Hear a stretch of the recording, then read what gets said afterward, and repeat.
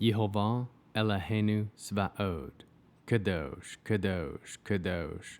Please fill me and lead me with the Ruach HaKodesh, that I may speak your written words with boldness to those who listen.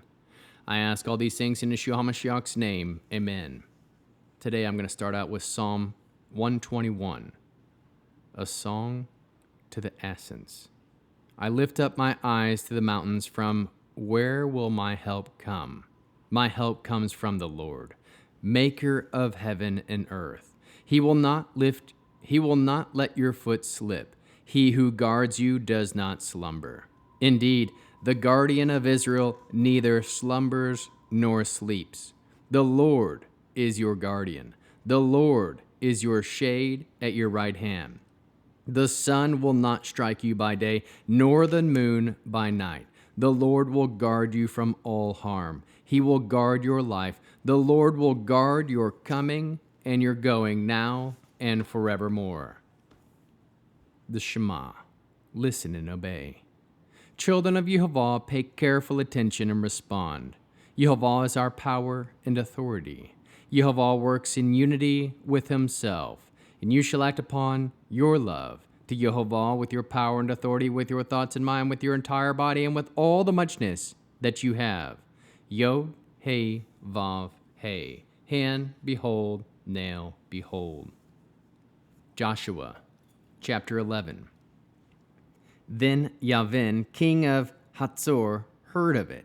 He informed Yovav, king of Madon, the king of Shamron, the king of Akshaph, the kings of the north, in the hills, in the Arava, south of Kinnerot, in the Shephelah, in all the regions of Dor on the west, the Canaani to the east and west, the Emori, Hitti, Prizi, Uvisi, in the hills, and the Hivi at the foot of Hermon, in the land of Mitzpah.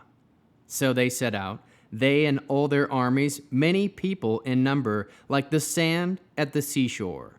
With very many horses and chariots, all these kings met together, then came and pitched camp together at Merom spring to fight Israel. Yehova said to Yehoshua, "Don't be afraid on their account, because at this time tomorrow I will hand them over, all of them dead, before Israel. You are to hamstring their horses and burn up their chariots."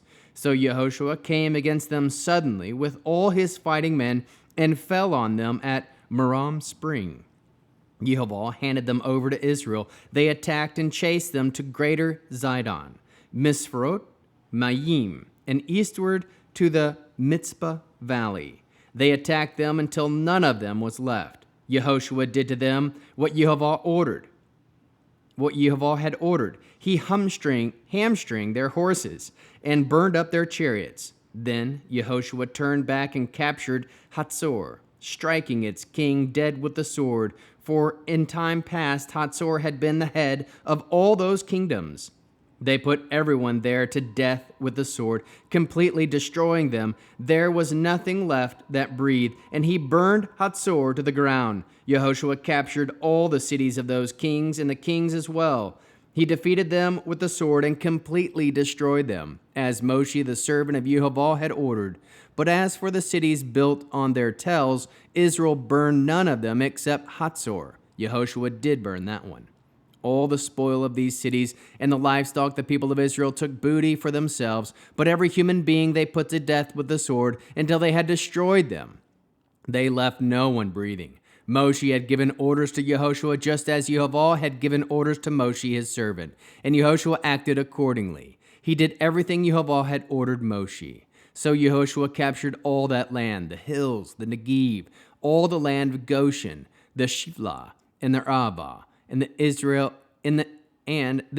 hills of Shiplah, from the bare mountains that goes up to Seir, to Baal Gad in the Lebanon valley under Mount Hermon. And he took all their kings, struck them, and put them to death. Yehoshua made war with all the kings for a long time. Not one city made peace with the people of Israel, except for the Hivi living in Givon. They took everything in battle. For it was Yehova who caused them to harden their hearts and come against Israel in battle, so that they would utterly be destroyed, so that they would not find favor, but be destroyed, in keeping with the orders Yehova had given Moshe. Yehoshua at that time came and cut off the Anakim from the land, from Hebron, Devir, Anav, and all the hill country of Yehuda and Israel. Yehoshua utterly destroyed them and their cities. No Anakim were left in the land of the people of Israel. Only in Azah, Gat, and Ashdod did some remain. Yehoshua took the whole land in keeping with what Yehova had said to Moshe to Israel according to their divisions into tribes. Then the land rested from war. How can we learn to love our Creator after reading this very timely chapter 11 of Joshua, as we are seeing a war over in the Middle East right now?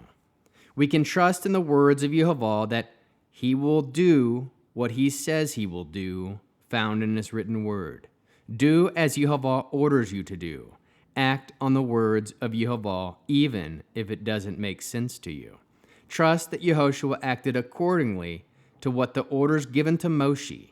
Trust that Yehova will cause hearts to be hardened for his purpose.